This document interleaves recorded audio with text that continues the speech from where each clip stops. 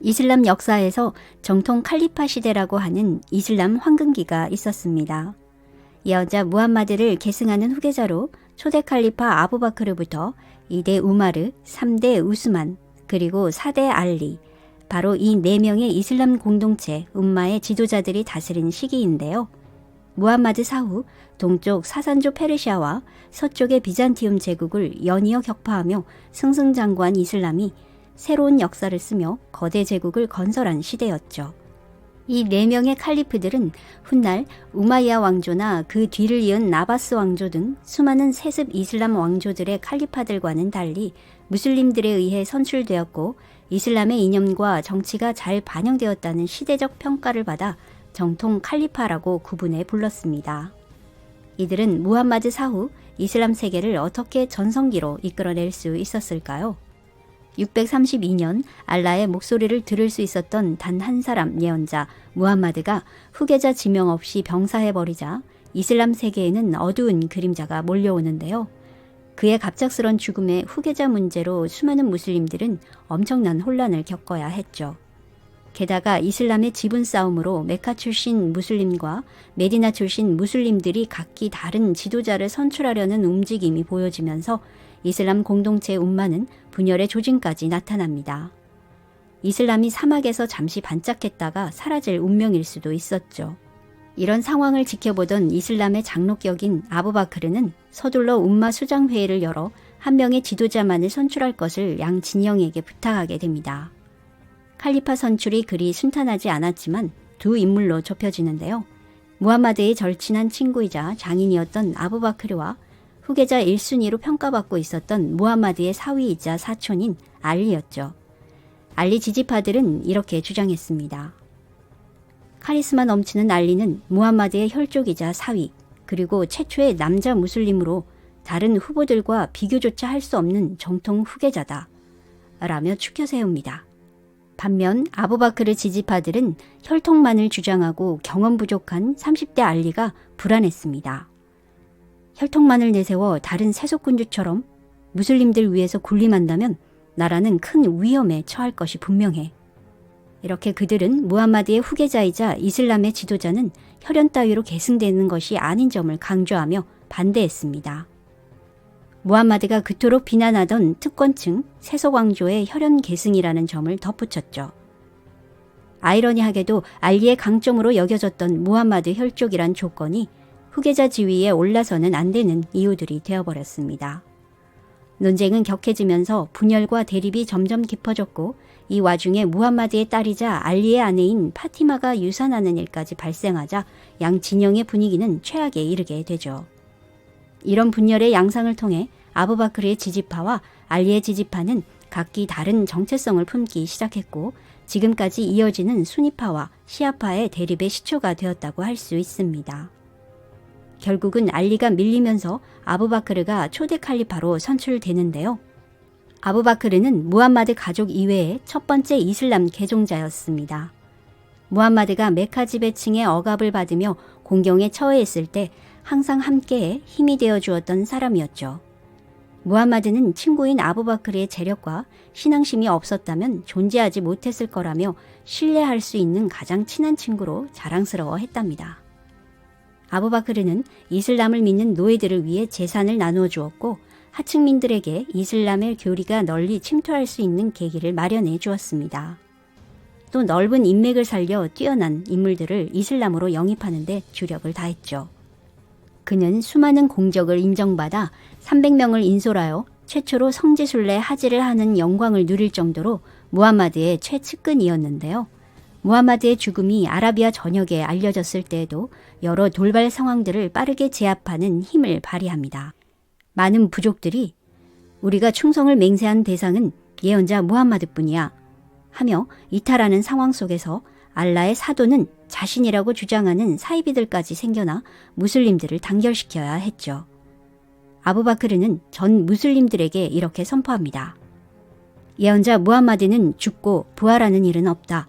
그는 신이 아니라 인간의 자식이며 우리들의 숭배의 대상이 아니다. 영원한 것은 알라뿐이시다. 라고 하며 무슬림들이 알라의 등을 돌리는 행위는 반역이며 그 대가는 죽음뿐일 것이다 라며 그의 연설은 혼란에 빠져 있던 많은 무슬림들을 감동하게 하여 분열을 막고 단결시키는 데 성공시켰죠. 1년이란 짧은 시간에 모든 사이비들을 소탕하고 이탈한 부족들도 다시 단합시켜 아라비아 반도를 통일시키는 데 성공합니다. 그러나 634년 그는 이슬람 제국 건설의 원대한 목표를 앞두고 칼리파직이 2년 만에 심각한 고열을 앓기 시작하여 자신의 죽음을 예감하고 또다시 일어날 수 있는 분열을 막기 위해 이슬람 공동체의 움마의 주요 인사들을 소집하여 2대 칼리파로 우마르를 지정했습니다. 우마르의 거친 성격 탓에 칼리파에 어울리지 않는다며 반대하는 사람들도 많았는데요. 차기 칼리파 후보 1순위였던 알리가 우마르를 적극 지지하는 놀라운 일이 벌어지고 우마르 선출이 확정되면서 아부바크르는 편하게 눈을 감게 됩니다. 무역상 출신인 우마르는 사람들이 꺼려하는 타입이었습니다.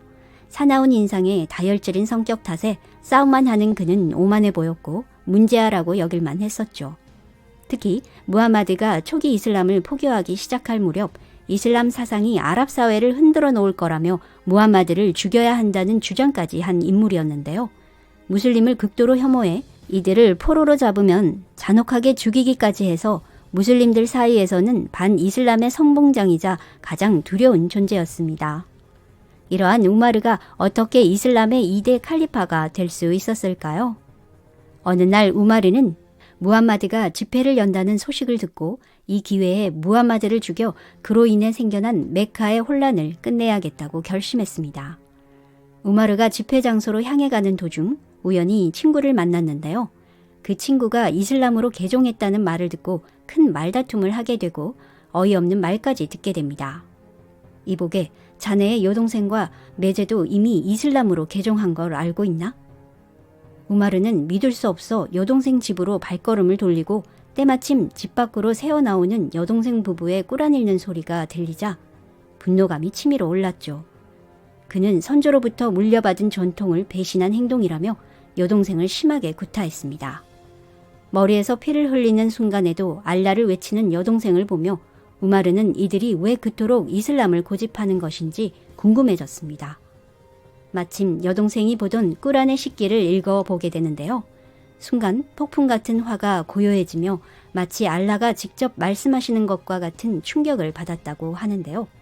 그는 깨달음을 얻어 참회의 눈물까지 흘리며 곧바로 무함마드를 찾아가 무릎을 꿇고 이슬람으로 순식간에 개종하게 됩니다. 우마르의 개종은 무슬림들에게는 큰 힘이 되었지만 반이슬람 세력에게는 뼈아픈 큰 타격이었죠. 그의 삶은 순식간에 변해 다른 사람으로 태어난 듯 했는데요. 이전까지 무함마드와 무슬림 탄압에 가장 앞장섰지만 이슬람 개종 후에는 반이슬람 세력으로부터 무슬림들을 철저히 보호하고 여러 전투에서도 크게 활약을 하며 2대 칼리파로 결정됩니다. 하지만 사람들의 불안감은 여전했는데요. 겸손한 인품을 갖춘 아부바크르와는 달리 거친 성격으로 공포심을 주었던 우마르가 칼리파의 역할을 수행한다는 데 의문을 품은 것이었죠. 그러자 우마르는 모두의 앞에서 약속합니다. umma 내부에서 내가 두려움의 대상이라는 것을 잘 알고 있다. 예언자 무함마드와 아부바크르가 자상한 사람이었고 나는 그들의 강한 칼로서 행동했지만 칼리파가 된다면 분명히 변할 것이다. 그의 발언에 많은 사람들이 미심쩍은 반응을 보였지만 실제로 칼리파에 오른 우마르는 자신이 말한 바를 충실히 해냅니다. 특히 아부바크르 시대에 시작된 비잔티움과 사산 왕조와의 전쟁을 계승한 후 정복전쟁이란 관역을 겨냥하면서 그의 진가가 발휘됩니다. 내부에 있는 여러 갈등과 불만 에너지들을 밖으로 돌려 성전 지하들을 본격적으로 개시하며 아라비아 밖의 세계로 진격하죠. 두 강대국 사이에 끼어있던 아랍 영토를 크게 넓혀 이슬람을 제국의 반열에 올려놓게 되는데요. 이슬람의 질주에 놀란 비잔티움과 사산 왕조는 일시적으로 양국 간의 전쟁을 중단하고 반대로 힘을 합쳐 신생 이슬람에 대항하는 일까지 벌어집니다.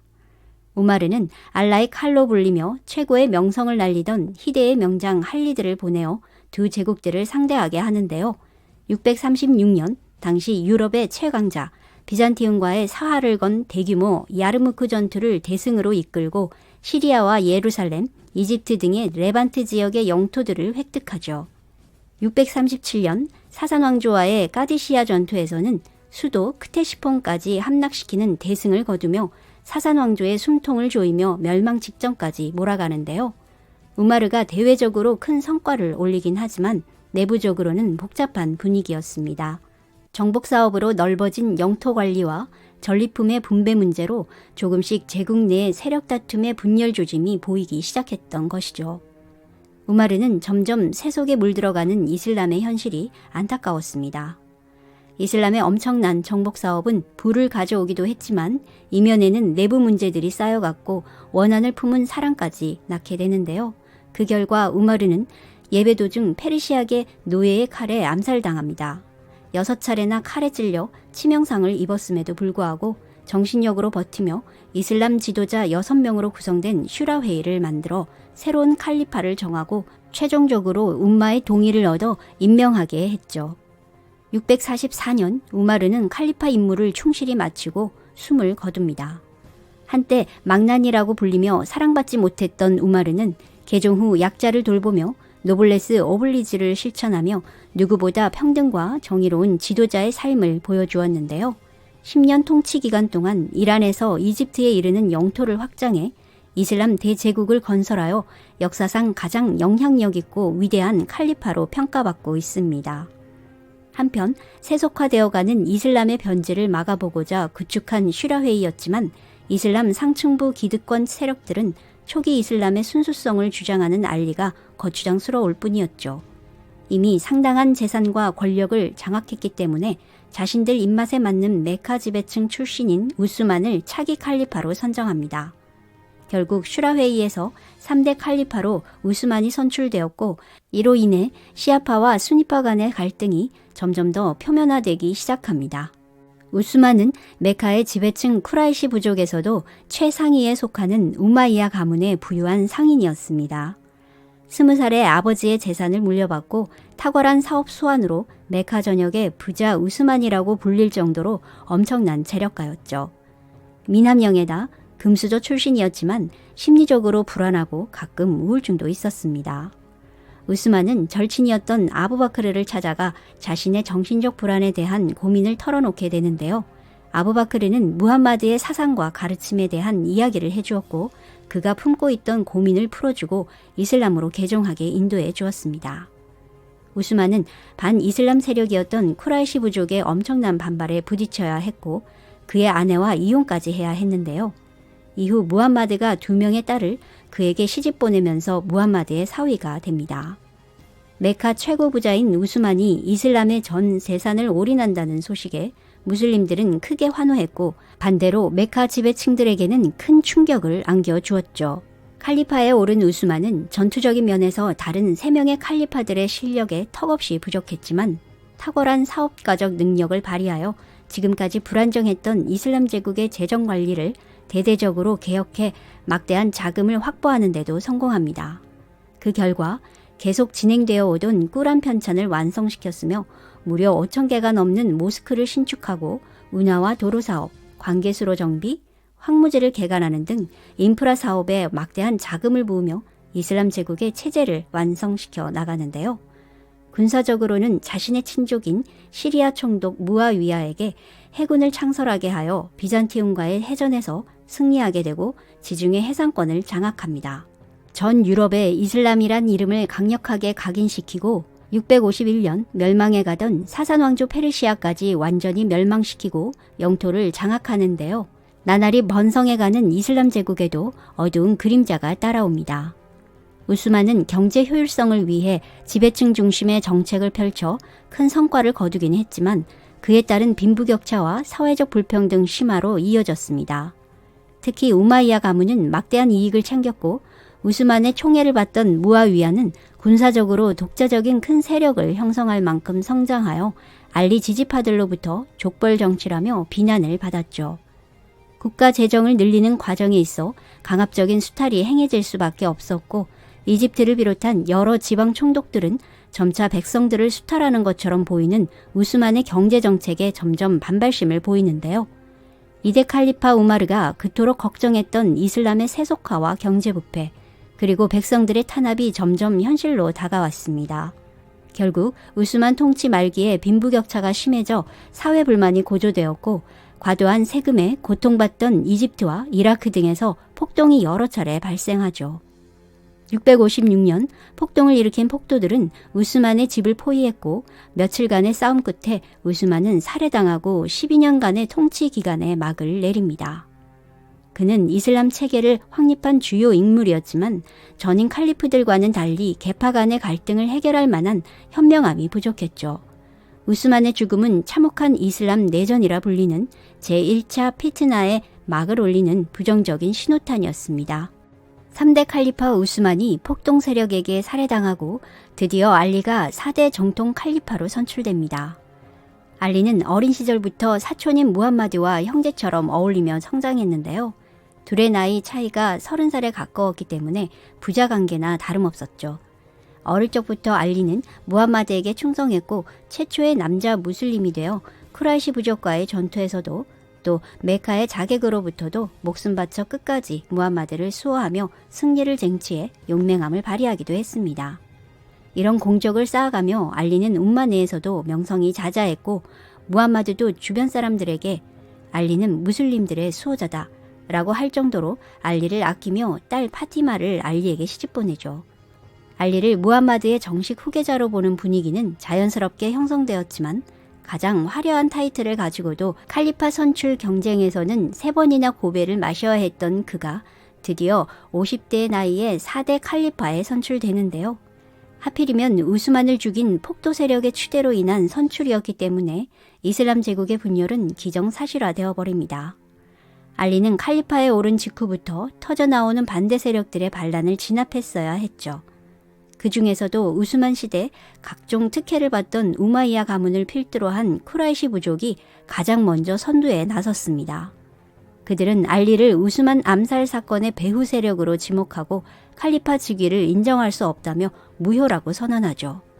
그리고 복수를 해야 한다고 외쳤지만 가장 큰 이유는 자신들의 특권을 보호하기 위해서였습니다.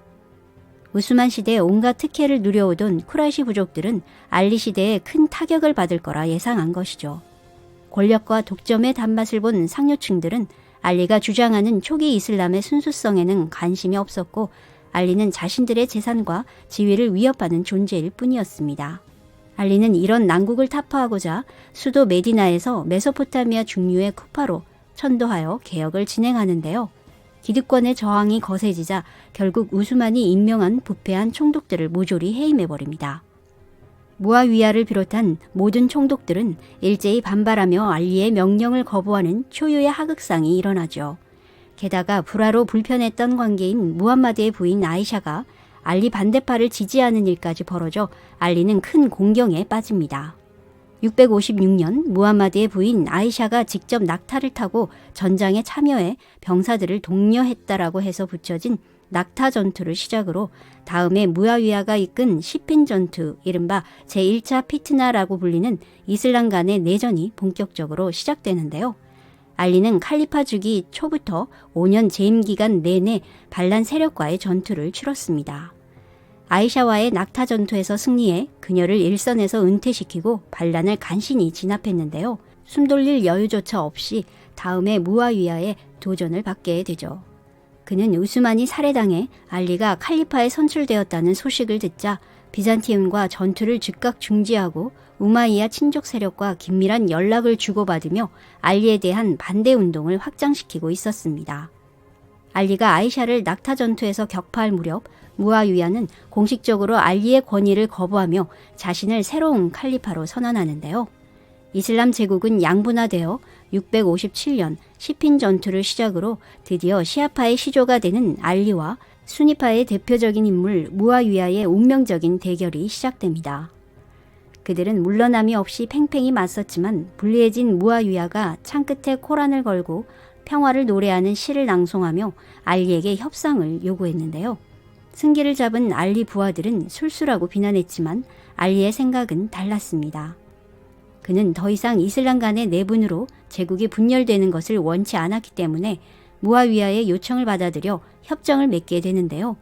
무아위야 측에서 협정을 위반하는 바람에 내전은 장기화되어 버리죠. 알리에게 충성을 다하던 젊은 급진파들은 그의 우유부단함에 실망하여 알리가 신이 내린 사명을 저버렸으니 물러나야 합니다. 라고 주장하며 이탈한 후 카와리지라는 새로운 과격한 세력을 만들게 되죠. 카와리지는 알리와 무아위야 두 사람 모두 이슬람의 적으로 간주하고 암살자를 보냅니다. 이슬람 세계의 분열을 걱정했던 알리와 이슬람의 세속화를 가속시키며 사리사욕을 채워오던 무아위야, 이 두 사람의 운명은 어떻게 되었을까요? 알리는 쿠파 사원에서 예배 마치고 나오던 중 암살당하고 무아위야는 살아남아 더욱더 큰 세력을 키웁니다. 661년 어릴 적부터 무함마드 곁을 지켜오고 이슬람을 위해 살아온 알리는 내전으로 최고의 혼란기였던 5년간을 통치했는데요. 더 이상 예언자 무함마드가 꿈꿨던 평등하고 순수한 알라의 이상국가로는 나아갈 수 없었습니다.